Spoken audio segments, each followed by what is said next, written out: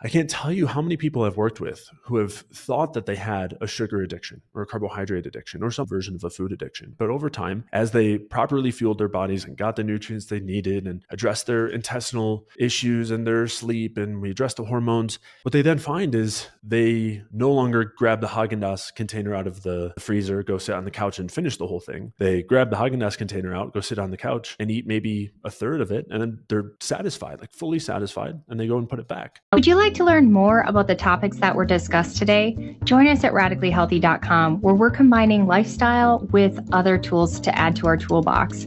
We have many offerings, from a free community to a private community and even one-on-one support. Hope to see you there. Hello, everyone. Welcome to today's episode. I'm really excited. I have here Jay Feldman. He is someone who fully understands our way of eating, keto and carnivore, but he brings a little different perspective, a bioenergetic perspective on how to support the body's energy systems and how we can thrive. He's the host of the Energy Balance podcast with Mike Fave. He talks about nutrition, metabolism, and hormones, all of our favorite topics, but he challenges mainstream low-carb and carnivore narratives. So today's going to get a little spicy. He runs a coaching program and community at jfeldmanwellness.com. I'll be sure to put that down below. And he helps people transition from chronic restriction to a more balanced, sustainable way of living in a very bio-individual way. There's no one size fits all, right, Jay? Yeah, absolutely. So thank you so much for coming on. Welcome to today's podcast. Yeah, thanks so much for having me. I'd like to know if you've ever tried a keto or a carnivore diet. Yeah. It's been a little while, but when I was young, I went through a whole different series of diets. Sometimes it was just simple, trying to eat less and exercise more and keep the calories low. And it was that for a long time. And then transitioned through different iterations, kind of more of the mainstream, low fat, whole grain sort of approach. I was vegetarian at one point, and then shifted from there into paleo at the time, which was pretty big. And this was, we're talking, 15 years ago or so, a little bit after that. And so got really into paleo, and then the kind of natural transition after that is to drop the carbs lower and lower. And so then it ended up being keto, and I did some intermittent fasting in there. And so that was my approach for a while. I started doing cyclical ketogenic diets, where I was kind of going in and out of ketosis because I wasn't having the benefits I was maybe anticipating at the time. And then from there, continued learning, diving into the physiology, and also listening to my body a little bit, which was something that I really hadn't done up until that point. And even then, it took me the realization that maybe some of what I was doing wasn't working, was actually harming more than it was helping, to then recognize that maybe the signals I have internally, maybe the cravings for carbohydrates, aren't something to fight against. Maybe they're there for a reason. And that brought me to where I am here, is kind of the short of it. So let's get some things off the bat. I want people to understand that you understand some of our ways. For example, if you could pick something that's more optimal, not saying either of these are bad, which one would you pick from digestibility and nutrients? Would you have people eating pea protein or chicken? Chicken. Would you have people eating soy protein or beef? Beef. Peanut oil or butter? Butter. Almond milk or cow milk? Cow milk. Spinach or red meat? Red meat. Okay, so we're on the same page. So I passed the quiz. Do you agree that maybe society might not be eating enough meat and maybe leaning more on protein supplements, or maybe just not even eating any protein at all? What do you think about that? Yeah, definitely. And I think, I think the general narrative of plant proteins and whole grains, and that those are supposed to make up the foundation of our diet, I take a lot of issue with that. And do you think that animal fats are causing heart disease, or do you think that they're kind of healthy? I think in general they're healthy, although a lot of the animal fats come from plant fats. So we do have to be careful there. If we're talking about a chicken that's eating a lot of corn and soy, it's going to be really high in the omega-6s. And I think that's a real concern. So it's not 100% that all animal fat is safe, so to speak. But I would say in general, when they're fed right and in good environments, then yes. We are totally on the same page. Okay, so I went on to a strict carnivore diet. And before that, it was low carb. And before that, it was zero fat. And before that, it was sugar-free. So sugar-free, low fat, we're talking decades here, okay? Mhm. And every time I would switch, I would see a lot of benefits. And specifically with carnivore, what I saw was I was having horrendous autoimmune, and I found my autoimmune seemed to calm down. My food reactions calmed down. My current constipation stopped. My blood sugar seemed stable, where previously I was having hypoglycemia because of the gastric bypass. I was just seeing so many benefits initially. Is that in my head, or can there initially be some benefits to the carnivore diet? Yeah, absolutely. I definitely don't think it's in your head at all. I think a lot of people have experiences like that, and for good reason. I think there's a number of things that we benefit from when we take out carbohydrates. I think a huge part of that is the type of carbohydrates that most of us are eating and what's mostly available in the food supply, coupled with the many insults to our physiology, all of the things that have put most of us in the positions that we're in that then leave us very susceptible to microbiome issues, insulin resistance, and susceptible to autoimmune conditions, for example, all of which can lead to a situation where we're not utilizing carbohydrates well. So taking them out can be helpful from that standpoint. But also coming back to that microbiome, if we have an imbalanced microbiome, which is incredibly common, and we are then feeding it with a lot of fibrous carbohydrates, especially ones that are hard to digest, that leads to the production of some really harmful compounds that are very directly implicated in autoimmune conditions, obesity, diabetes, Alzheimer's, cardiovascular disease. I mean, pretty much every chronic health condition and disease that's out there. So we circumvent a lot of those issues with a low carb diet. And I think that's why people see some somewhat miraculous effects at times in terms of autoimmune issues or intestinal issues or weight loss. And I definitely don't want to discount that, but what I would basically say is we can achieve those same benefits without some of the negatives that inherently come from a very low carb diet. So one of the biggest reasons that I didn't want to ever add carbs ever again was they just seemed so addicting. They seemed to trigger such food noise where I just felt like I had no control and it was robbing me of peace. What is your thought on carb addiction? Because the confusion here for me now is, how come in 1950 nobody was addicted to carbs? Yeah, I think that's a great point. I think in many ways it's a more modern problem that it is influenced by outside factors. So I don't think it's as simple as carbohydrates are addicting, at least any more than other food is. I mean, there's like an innate reward to eating that is supposed to be there, but that exists for fat as well, and especially combinations of fat and carbohydrates. But even then, the fact that we enjoy it doesn't necessarily make it addictive. And I think that this kind of pathology that we're seeing now of the kind of addiction, the tendency toward binging goes far beyond just carbohydrates. I think on one hand, we can point to the hyperpalatability of food and all of the other things that are in there outside of just carbs. Oftentimes, the things that we're saying are carbohydrates, whether it's pizza or donuts, they're actually oftentimes higher in fat by calories than they are carbohydrates. But that combination especially tastes really good. But I still don't even think that that's really getting at the root of the issue. Rather, what I would say is that our hunger signals have really been dysregulated. And there are a couple of areas in our bodies that regulate our hunger. And the way that they regulate it is what we could consider a normal biological mechanism, which is seeing how much fuel we have coming in and how much energy we produce. And when we have enough energy available, the hunger signals turn off. And when we don't, they stay on. And this happens in two different places. One is in the liver, and then the other is in the hypothalamus in our brain. And so the ATP that we produce, the energy that we produce that all of our cells use, that's what we use food for, among some other things. That's what actually dictates our hunger signals. And so what can happen is we can eat food and not effectively convert it to energy or to ATP and still remain hungry even after eating. And I think a lot of people have had this experience in different ways. So in a momentary experience, maybe we eat a really big salad, right? And it's not that high in calories. Maybe there's a lot of protein in there too. And so we feel very physically full. We have that kind of satiety where like, I don't want to eat more of the salad. But if we were then offered any, sugar source after, or a piece of cake or chocolate or something, there's still room for that. We can still eat that even though we're physically full. And that's because the food that we're eating isn't actually satisfying our energy needs. In that case, when we're talking about a salad with some protein, we're not getting the fuel that we actually need to produce energy. But on a more chronic basis, most people have issues producing energy. This is something that happens in the mitochondria of our cells. That's where we convert the food into ATP. And there's a lot of ways that can go wrong.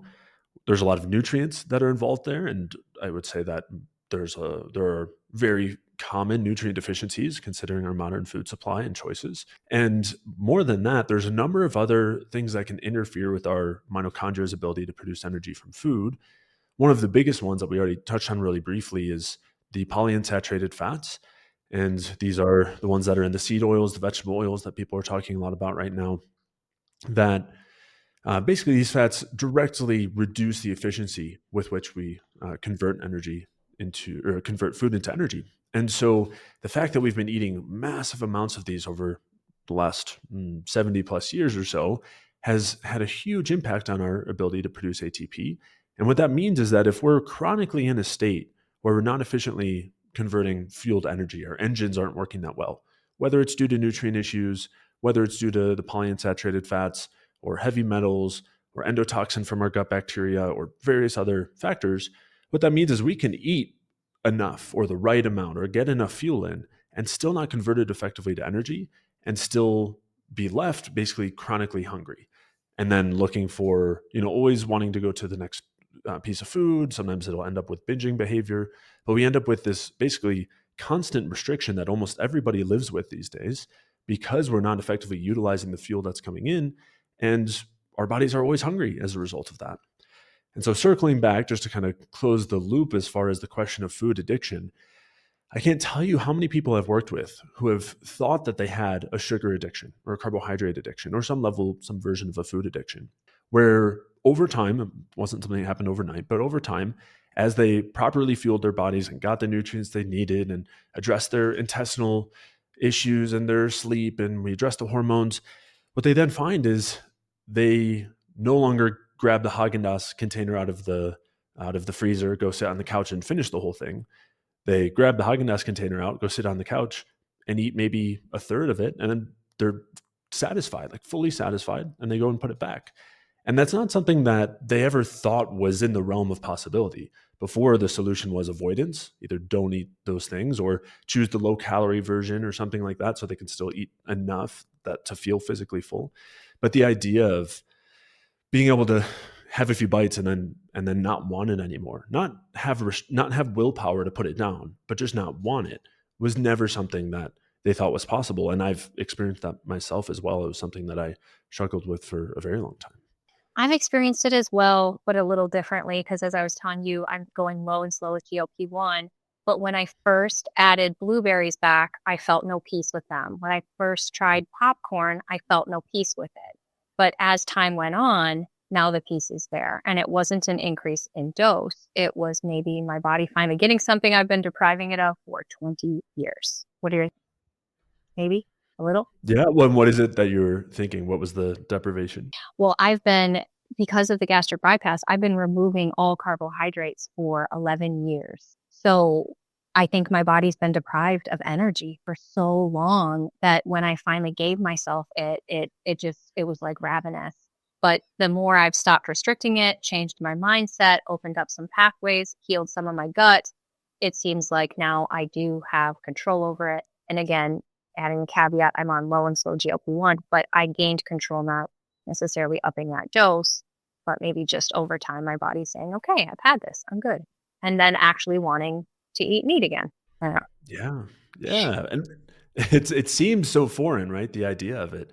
But I think on one hand, just the recognition of carbohydrates as a nutrient, that they're so important that if we don't get them from our diet, then we will be producing them ourselves at a cost.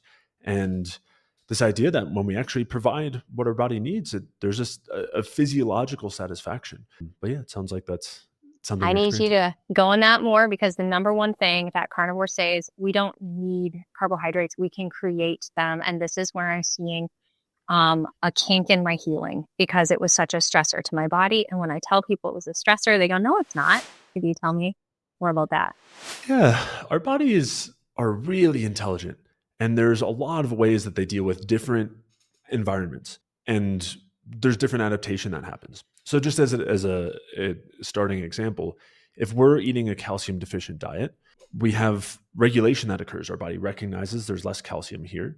One of the many things that it does is it releases or increases the production of a hormone called parathyroid hormone, which does a number of things. It helps increase calcium absorption, so we're more efficient with the calcium that we do eat, but it also pulls calcium out of our stores, which our main store is going to be our bones. And so, you can be on a calcium deficient diet and look at the calcium level in your blood and it looks totally fine. You're not going to see low calcium there because our body's regulated. There's all sorts of different really important mechanisms there to make sure that we have calcium, which is an essential nutrient. And there's a very parallel a process that occurs with carbohydrates. If we don't eat them in our diet, we do have various ways that we adapt to that. And one of the things that we start to do is we start to shift toward utilizing more fat so that we're kind of sparing the carbohydrates that we do have. And then we also produce carbohydrates from amino acids as the primary source. And it's true, we can survive doing that. And that's a really important aspect of our physiology and maybe evolutionary history, if you want to think of it that way, because this has allowed us to deal with famine where there isn't food available. And even though there's not carbohydrates available in our diet and we need them physiologically, we have these mechanisms to produce them. So it's something that's allowed us to deal with those sorts of moments in our past. And we have very parallel mechanisms for fats as well, for saturated fats, for monounsaturated fats. If we don't eat any of those in our diet, if you have a zero saturated fat, zero monounsaturated fat diet, that's okay because we can produce those fats endogenously. We have mechanisms in place for that.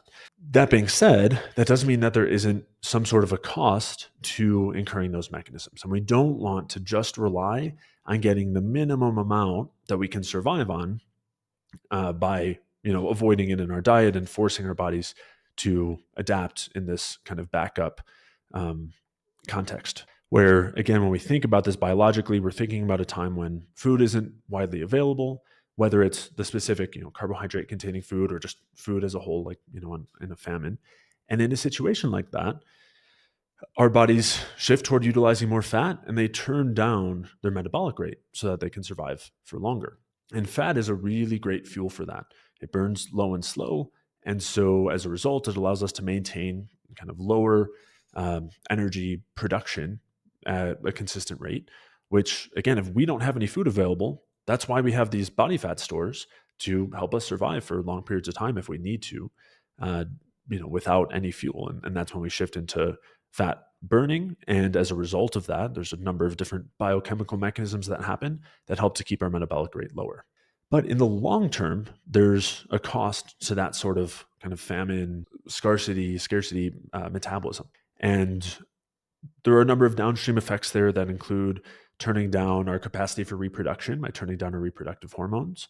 Because in a situation like that, that's a case where we don't want to be favoring reproduction. We're in a stressful environment.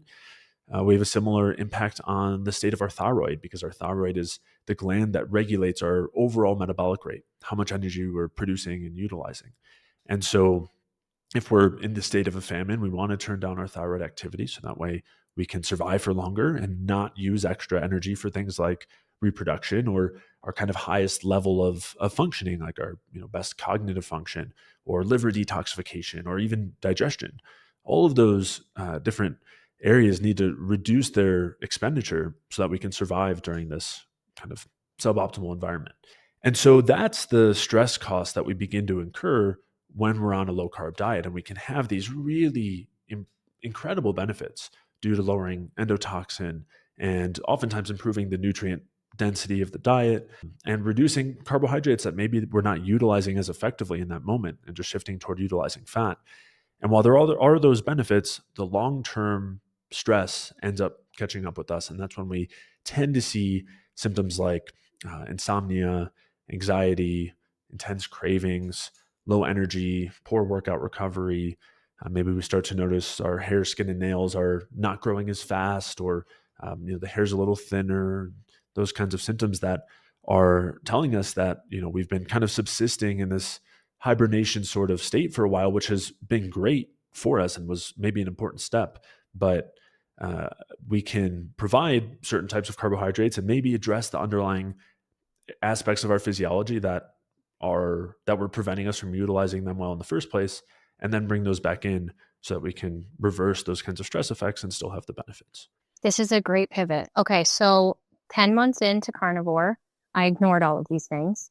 My hair fell out, like the worst I've ever seen in my whole entire life. Like it was scary and sad and depressing. My cycles went from 28 to 21 days. And then I started having these symptoms, which I think we've kind of nailed down. I started hitting, well, it wasn't me, but perimenopause and extreme estrogen dominance, where during my luteal phase, I'm having intense brain fog and such chronic fatigue, I can barely get out of bed or think or drive. And that had been going on for years. And the solution, the common narrative is more fat, higher fat diet. What are your thoughts on that? Yeah, normally those are the first recommendations, right? It's cut the carbs lower, more fat, maybe sometimes, intermittent fasting or going to one meal a day. Or sometimes, again, there's more of the alternative where maybe you need more fuel, but again, we still want it to be coming from fat. But I mean, if we're severely under eating more of anything is better. That's definitely could be a step in the right direction. So if we were not eating enough fat and on a very low calorie, low carb diet, then yeah, bumping the fat up can help to an extent, but that's never going to be enough to counteract the direct effects of this nutrient deficiency in carbohydrates that we're incurring, and the direct hormonal and biochemical result of that. So is there something to people being poor fat to energy converters? Yes. So when we're talking about the fuel to energy, that's where we're focusing on the mitochondria, right? The engines that are converting the fuel to energy. The two primary fuels are going to be glucose, which all the carbohydrates end up turning into glucose for the most part, or converging on that pathway, or fat. Those are our two primary fuels. Of course, if you're on a ketogenic diet, you'll be using some small percentage of ketones. Between those different fuels, the most sensitive to oxidative stress or nutrient deficiencies or anything going wrong, the hormonal state, is glucose metabolism. So that tends to be the first thing that gets interfered with. And we see that very clearly when we look at insulin resistance, when we look at cardiovascular disease and heart failure, neurodegenerative disease. These are all situations where we're not utilizing the glucose as well.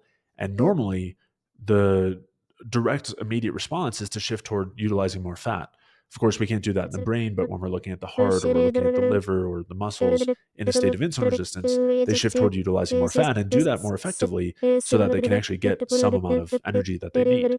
That being said, yes, you can also have problems with fat metabolism where it's not going to be working as efficiently due to nutrient deficiencies and due to endotoxin and heavy metals. All those things affect both glucose and fat metabolism.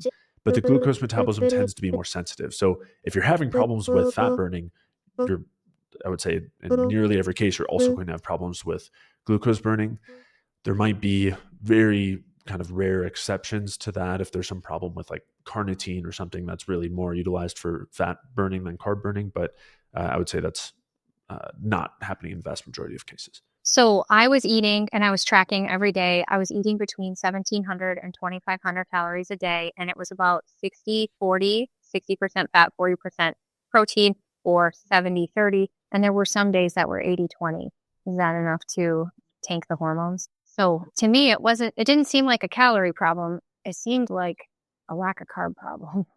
Yeah. Oh, definitely. I mean, I think there's better and worse within those ratios, but at that point, yes, the biggest issue is the zero at the end, right? The 80-20 and 0 for the carbohydrates. Because the answer was you need to be 90-10 or 80-20. And that will heal you. That is the problem. It's not, it was that the 70 and the 60 was just, obviously I'm not eating enough fat. Yeah. And I mean, I'm glad that there's at least some recognition that excessive amounts of protein is not ideal from a fuel standpoint. Like even if we're getting, if you're at the same 2,500 calories, but you're at 50-50 protein to fat, I'd prefer you to be at 70-30 for sure. But I don't think that that's going to fix that issue. And it doesn't sound like it did for you. No. So then I went Lion diet. That's what I was told, is that I just needed to just eat ruminant meat, salt, and water. And about 35 days in is when I had my final crash, which led me to where I am today because it tanked me. And there's people in the community who will still say, I must have done Lion Diet wrong. But now I'm just seeing like being that restrictive seemed like a stressor on my body and that I was moving the wrong direction. I needed less restriction, not more. Like, have you ever heard of the Lion Diet? Oh yeah, yeah. And I think it's a good example of the kind of trajectory we were talking about, where you have to restrict the carbs more, and then it's some level of fasting, and sometimes it's restricting the food that much more dramatically. Not only is it no herbs and spices, but just the ruminant meat. And yeah, I mean, I again, when we're talking about someone with a severe autoimmune condition that maybe doesn't resolve with just low carb, because there's still some irritating foods in there, maybe some vegetables that they're not digesting well, then sure, maybe going to the Lion Diet will lead to some improvement there, but it's not going to circumvent the physiology, the fundamental problem there of not having the carbohydrates, which is a fuel that our bodies are very, very sensitive to because of how important they are. You mentioned we're going to go into another myth, which is that our brain functions best on fat. But you just said something about glucose. Yeah, so our brain, between the three fuels we were talking about earlier, the three kind of primary fuels, mostly it's glucose and fat in the vast majority of cases, and then separately we have ketones. And so the brain notoriously does not use fat as a fuel nearly at all. It has to rely on either glucose or ketones. And the requirement there's a couple of things that are pretty notable, but for one, there's some requirement for glucose always. Even if you're eating zero glucose, you're on a ketogenic diet, you're producing tons of ketones, the brain's still going to be using 30 to 40% of glucose as its fuel selection, and then the rest will be ketones. So that's one of the reasons why we still have to produce glucose in that state. But the other thing that's really important there is that ketones are a relatively efficient fuel, and that's why the brain can use them. Glucose is a very efficient fuel, which is why the brain can use glucose as well. And the brain is really, really sensitive to its fuel selection because of how delicate of an organ it is. It doesn't have, it's more limited in terms of its kind of durability and ability to handle oxidative stress and kind of poor fuel metabolism. And so it can only use the kind of best fuels, which would come down to glucose and ketones. But the big problem in a case like that, where our brain's using ketones because we're on a ketogenic diet, is the vast majority of the rest of our body is left with fat as a fuel, which is inherently far less efficient than glucose. And I'm happy to dig into the biochemistry if you'd like. It does get a little technical, but there's some inherent aspects of the way that we metabolize fat versus carbohydrate that isn't as efficient, and it leads to more oxidative stress and less efficient ATP production. And this is part of the mechanism as to how it slows our metabolic rate down when we are in a starvation state, is that it basically is pressing the brakes a little bit at the same time that we're pressing the gas, at the same time that the engine's running. Because of some inefficiency in the way we use fat, it keeps things moving a little slower, which again is something we need in a case like that. This is what allows us to function in that sort of an environment, but it's certainly not optimal when we're trying to feel as good as we can feel, as opposed to just kind of subsist and hibernate and make it through. I heard you guys say something about in order for our body to produce glucose, it uses stress hormones like glucagon and some other stress hormones. So is the entire process a state of stress? Yeah, basically. And, some people take issue with that phrasing, but it's really fundamental. The reason why there's this category of hormones called stress hormones. And the primary ones are glucagon, adrenaline or epinephrine, and cortisol. And the reason why they're called stress hormones is because when our body's under stress, and there's a lot of different forms of that, but when it's under stress, it increases these hormones to deal with that stress. And when we're talking about stress, what we're essentially talking about is a state of energy depletion and damage. So this can be an infection, this can be exercise, this can be going a long time without eating, this could be more kind of severe states of shock and things like that, where we see an increase in these hormones. And what the hormones do is they lead to the production of fuel, the release of fuel, so that we have the fuel available to produce energy and then deal with whatever we're faced with. And so they increase the utilization of fat as a fuel, and they increase the production of glucose through gluconeogenesis. And that's kind of the side where we're responding to kind of these intense external stressors. But these hormones also get released when we don't eat carbohydrates, and that's because of basically they're sensing our blood sugar, and as our blood sugar drops when we're not eating the carbohydrates, we start to release these hormones to bring our blood sugar back up so that we have the glucose that our brain and nervous system need. And so it's kind of inherent to a state where we're not consuming carbohydrates, where we start to increase glucagon, adrenaline, and cortisol. And as we adapt more to that state, we see less of the cortisol and adrenaline increase on a consistent basis. They're not as high at baseline, but the glucagon especially remains high as a way to continue to produce glucose and shift us toward utilizing more fat. And the other thing that we do see in this state is that because we're already a step into stress, we're already in this stage of utilizing glucagon as our kind of hormone to keep us running. Then when we're faced with a stressor like exercise, we increase adrenaline and cortisol to a much greater extent and much quicker. So any time that we're then faced with some other stressor, we're having a greater stress response, more cortisol release.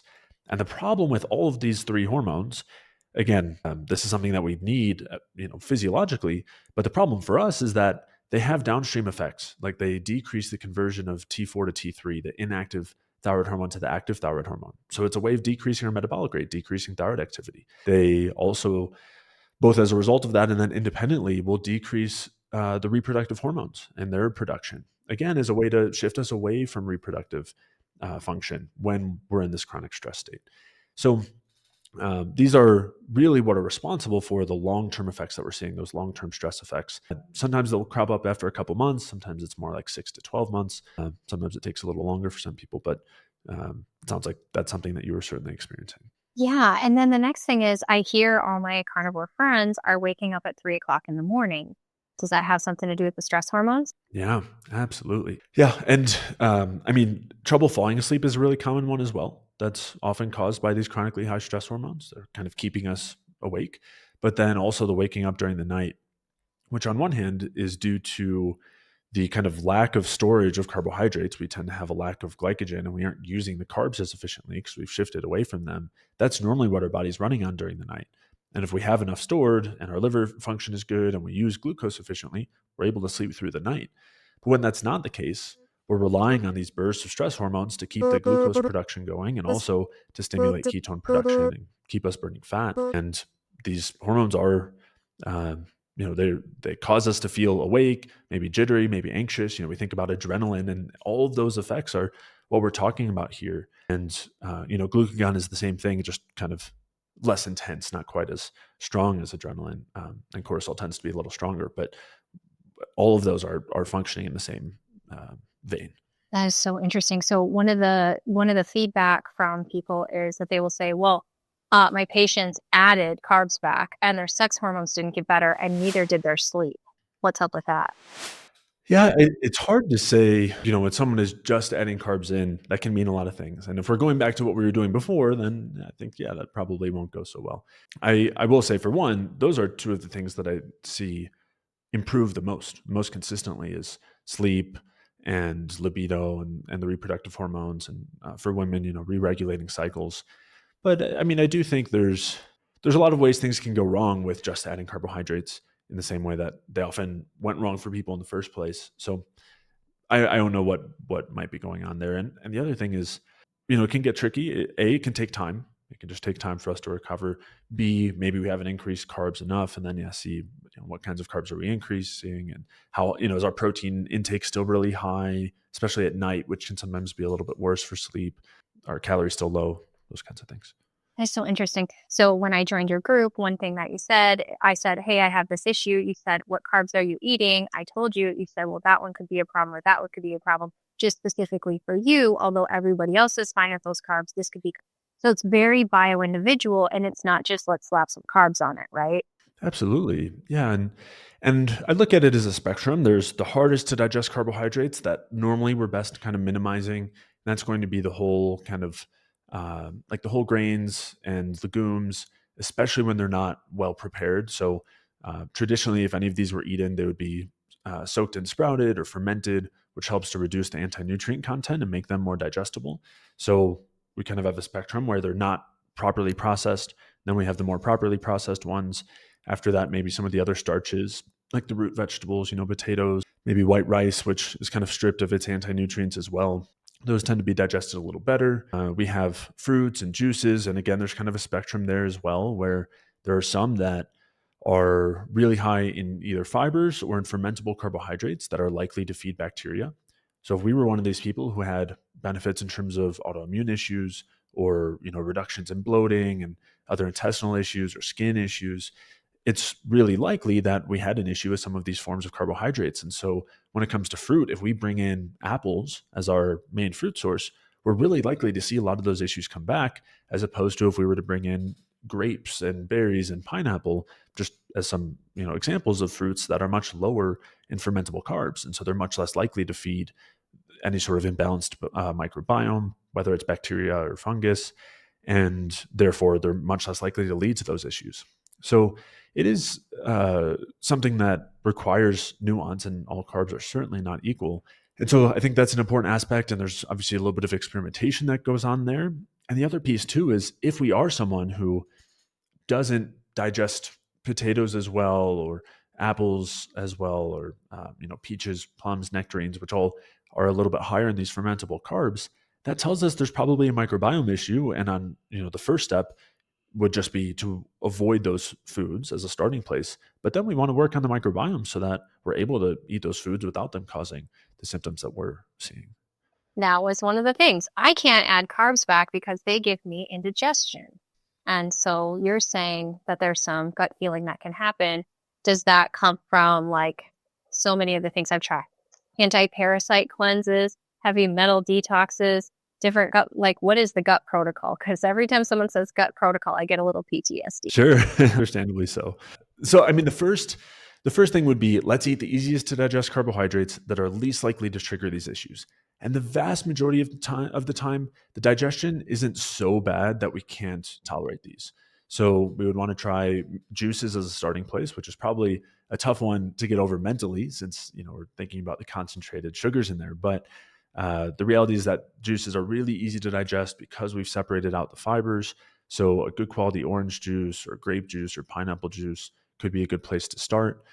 And then there's also the kind of low FODMAP fruits that we can start with. So I mentioned earlier, berries, cantaloupe, honeydew, grapes, pineapple, papaya, and most other ones are going to be on the lower FODMAP side. And so I would recommend starting with just one or two. Just bring a couple in, see how you're responding, see if there's any of the indigestion or bloating. And ideally, we should be able to do okay with those as a starting place. And then we can slowly build up from there. And sometimes it doesn't require any amount of a direct gut protocol, because as we get used to these foods, our ability to absorb the carbohydrates improves, because that actually decreases when we stop eating them. The actual transporters that allow us to absorb the glucose and fructose get decreased. So there's a bit of an adaptation that happens. And then on top of that, as we start to eat more of those fibers, alongside the plant compounds, the polyphenols, those help to reshape the microbiome. They tend to help clear out the harmful bacteria, and they tend to support the growth of the more beneficial bacteria. And so sometimes we find that just with enough time of getting the carbs up from good sources that we digest well, and then also the downstream effects of that on thyroid activity, for example, can have a huge impact on digestion. Because when we look at a hypothyroid state, there's a really strong correlation with SIBO and small intestinal bacterial overgrowths and other intestinal issues as a result of slowed motility, lower stomach acid, lower bile flow. And so sometimes just bringing the carbs up from sources we digest well, and that supports our hormonal state, it gets our metabolism up, gets our thyroid activity up, and helps to slowly shift the microbiome. And sometimes that's all we need. And it doesn't have to be anything more specific than that. Certainly doesn't have to be a kind of big, dramatic, intense cleanse or detox. But if we are finding that we're kind of getting stuck, where we're not able to tolerate some of those other foods, or we're still seeing some of the digestive symptoms, then at that point, normally my recommendation is to go kind of gently to see if we can identify what the issue is. Is it a small intestinal issue? Is it a large intestinal issue? Does it seem to be bacterial or fungal or parasitic? And then have a really targeted approach toward that issue that doesn't require restriction in terms of the diet, other than some of the things we're talking about in terms of the choices of carbohydrates, but also it doesn't require like fasting or like handfuls and handfuls of supplements. Everything I hear from you is moving forward, we are going to reduce stress. So we're not necessarily going to throw something at you that's going to definitely make you sick, cause die-off, and then just hope you survive on the other side. It sounds like it's a very gentle approach of supporting energy and supporting your body. If anybody would like this is free, right? The Energy Balance Guide, Food Guide. Where do they access this? It's really cool, you guys. It has both the digestibility as well as the other side, the nourishment, like the... Yeah, so there's two scales on there. One is for digestibility, as you said. So that one we would look at if we're dealing with some digestive issues like we've been talking about. It has a separate scale, so we can say, all right, these are the foods I need to be more careful with. These are the carbohydrate sources that I'm more likely to digest well. And then the other one is, the kind of more general energy balance or metabolic scale of just how supportive are these foods of just general metabolic health. And that's the one we would pay attention to more so if we don't have those digestive issues. But thanks for bringing that up. Listeners can download that for free at jfeldmanwellness.com/guide. Okay, so you mentioned juice, and when you say that, it brings up sugar diet PTSD. I've never tried the sugar diet, but it became like in your face every single day. Why aren't you idiot? Why aren't you doing the sugar diet? What are your thoughts? Like, do you think that we should just pull on sugar diet? I don't. It's funny that it was so impactful even for people who weren't doing it. So the sugar diet was interesting. I think it was a good response to the decades at this point of low carb, and at least pointing out that we can eat a lot of carbohydrates and still be lean and insulin sensitive and even lose weight and see improvements in our blood sugar. I mean, I think that was a pretty impactful impact or effect of the sugar diet. But I don't love the approach of avoiding protein and fat entirely, and I don't think they're necessary. I do think that the sugar diet also incurs some stress by avoiding those things. It actually, kind of like we were talking about with calcium or with carbohydrates, when we don't eat protein, we also activate these adaptive backup pathways to conserve protein, and then at the same time to increase stress and the burning of fuel so that then we can eat more food and ideally get enough protein. So I would say that there are certainly some negatives to it, and I think there can be a lot of benefits to a high carb, lower fat diet for people who are dealing with insulin resistance, but I don't really. I think the sugar diet was quite an extreme and came with some negatives for sure. Whoa, what did you just say? Did you just say that people with insulin resistance should eat carbs and low fat? What? Okay, so the reason I found you is because when I went on GLP-1, it's, again, low and slow, not high dose, and coupled with lifestyle. It made me realize that the carbs were not the problem. The response from my body was the problem. And that's when I found your video that said carbs do not cause insulin resistance. And I was like, oh my gosh, this guy gets it. He's the only person on earth. And I know that what you're saying is true because my family and myself have been sugar-free for as long as sugar-free was a thing. And so it can't be that we were just consuming so much junk food that we became insulin resistant because we've been on a diet. Our insulin resistance has been there, I mean, for me, I feel like since birth. So I'd love for you to explain, why did you just say that? How dare you? Because people swear on the carnivore diet that they are healing their insulin resistance. Now, I'm working with people who are coming off of the carnivore diet. Some of them are still on it. And I'm seeing for the first time in their life, they're having hypoglycemia after they added carbs. So previously, their response to carbs was fine. Now their digestive hormones are dysregulated from eating zero carb for years. Yeah. And I think a lot can get thrown off there, but it's all things that we can recover from. So zooming out into insulin resistance, this is a state where our body is not utilizing carbs well. And so we have this buildup of sugar, of carbohydrates, of glucose. And because it's not being used well in the tissues, it starts to spill over into the blood. Basically, we're eating the carbs, but because our body isn't using them well, we're just seeing this buildup. We can't accept more into the tissues, and so we see these high levels in the blood. There are some other things that go on too, but that's kind of the simplified version. And so what we've done in a lot of cases is we've said, well, we see these high levels of sugar in the blood, so sugar must be the problem. And if I stop eating the sugar, then the problem will go away. And the reality is that for a lot of people, if they stop eating the carbs, they do see that their glucose levels decrease, but they haven't actually fixed the underlying situation, which is that their body wasn't utilizing the carbohydrates effectively. So we've avoided the problem, which you could say is better. And a lot of people feel better when they do that, but we haven't actually fixed that underlying state. And then we're left with those costs of just the avoidance of carbohydrates. But the reality is that there's a lot that we can do to fix the utilization of glucose in the cells and to fix the mitochondria so that they're using it well. And then what we can see is that we consume the carbohydrates, and instead of them just building up into really high levels in the blood, our body takes them up and uses them well and converts them to energy, and we feel pretty good. And we aren't crashing after our meals, and we aren't seeing sky high levels of blood sugar. And, this idea that it's all caused by the carbohydrates, there's so many lines of evidence pointing against that. And we can look at, native cultures that eat very high carb diets and have done so, their entire lives, and they're incredibly insulin sensitive, and meaning that they're using that glucose really well. They have low insulin levels. You give them a glucose challenge where they take, 75 grams of glucose, and their blood sugar barely goes up because they're using it so efficiently. And we see that as well in interventional studies where you see people who have insulin resistance or have type 2 diabetes, and they put them on a high carb and typically much lower fat diet. And they actually see drops, not only just a drop in blood sugar, but people being able to decrease the drugs that they're using to lower their blood sugar, to get off of insulin, for insulin-dependent diabetics, and see some really incredible improvements there. And that's a case where we're actually improving the ability to utilize the carbs instead of just avoiding them. Yeah. Another thing that is a mainstream narrative is in the carnivore diet, lean mass hyperresponders. Should we be concerned or not? And this is when they have high LDL but low triglycerides.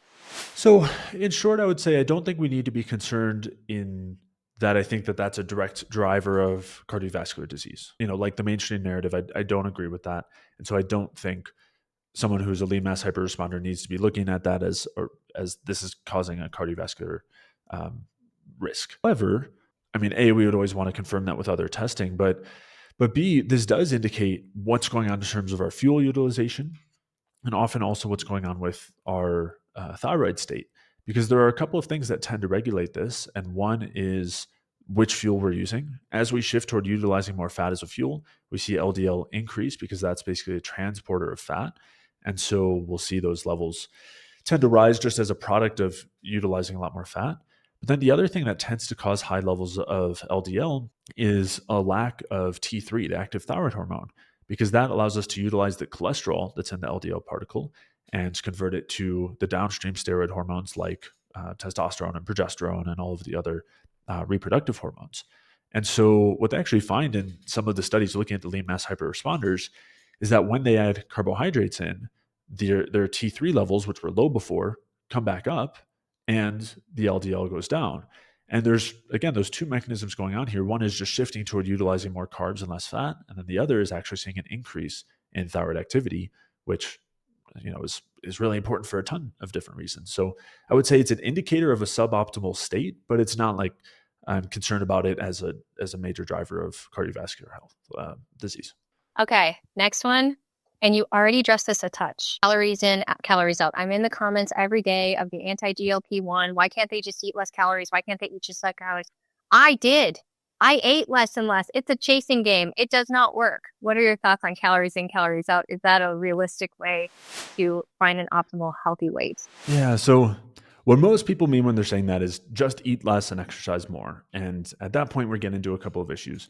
One is this kind of blaming of people, right? This idea that if you're not losing weight, it's because you're not trying hard enough, and you should just be trying harder. And I think that that's a huge disservice, and not recognizing all of the physiological signals, some of which we talked about already, as you were saying, that are telling us that we don't have enough energy, and so we should be eating more, and we shouldn't be expending more. That's those ATP sensors that we have that are basically telling us to eat more. And so on one hand, this idea that it's all our fault, and that we shouldn't, it has nothing to do with the quality of our food or anything else in our environment that's preventing us from actually utilizing the food effectively. And so I think that's just particularly awful for people and not actually constructive. And then on the other hand, we have the physiological side, which basically points in the direction that as we do things to lower our metabolism, like long-term calorie restriction, long-term carb restriction, we are way more prone to regaining body fat, and we physiologically have a lot more trouble losing body fat. And they've done this in a number of really interesting studies on rodents, where they'll have them go through these weight cycles where they lose a significant portion of their body weight and then regain it.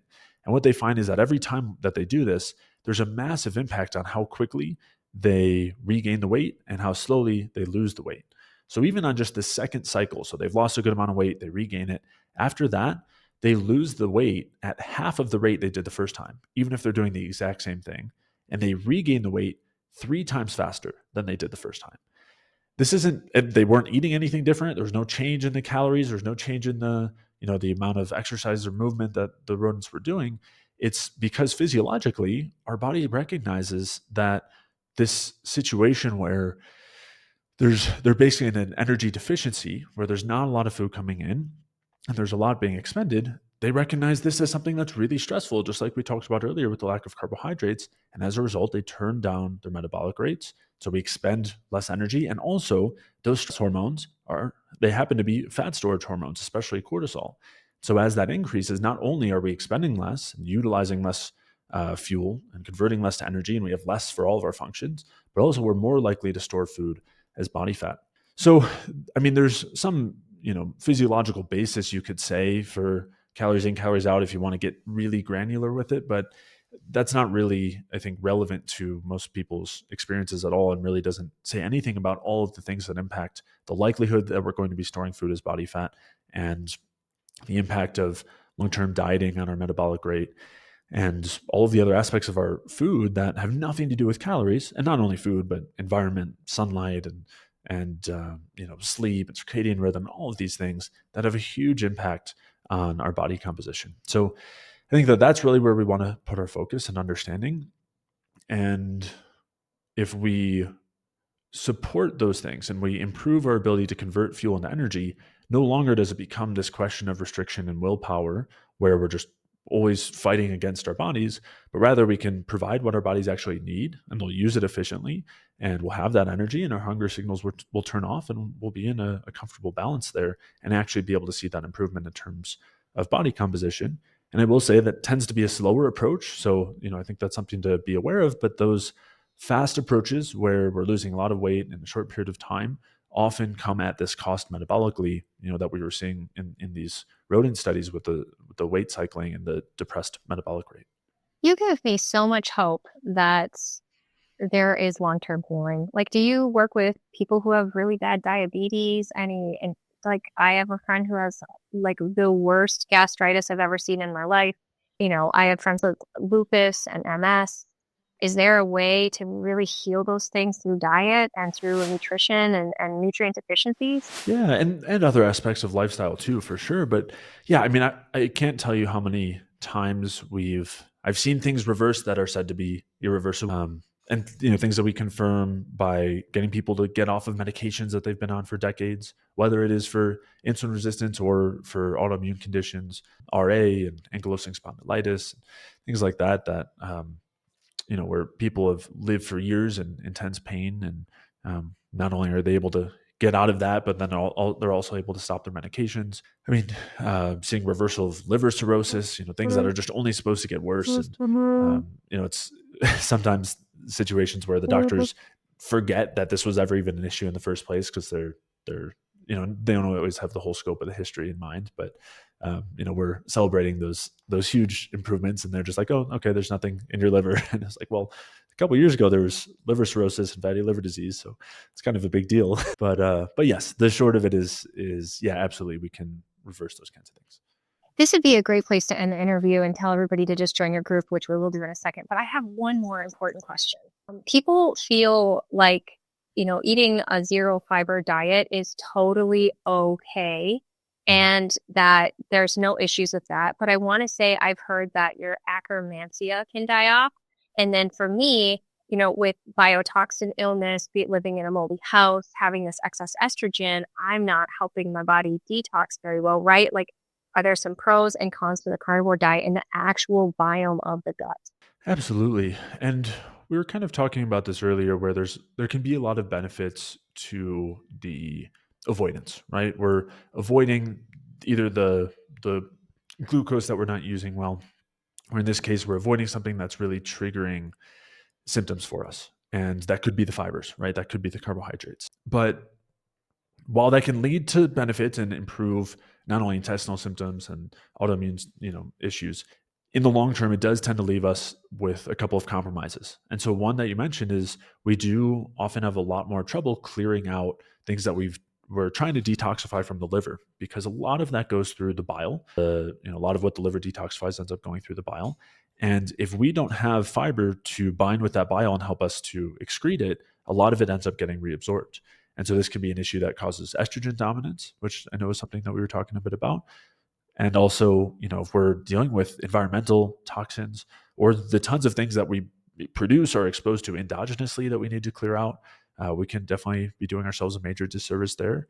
And then also with time, we can start to create a microbiome that starts to not feed on the fibers anymore, but actually will feed on the bile itself, or it'll feed on undigested fat or protein, start to ferment protein. And then we end up with a whole other slew of other intestinal toxins, basically. We get ammonia and phenolic compounds and hydrogen sulfide, various other issues that can also cause intestinal permeability and drive autoimmune states and create issues with those other foods that we're eating. So yeah, I don't think this is another case where the avoidance is not an ideal solution.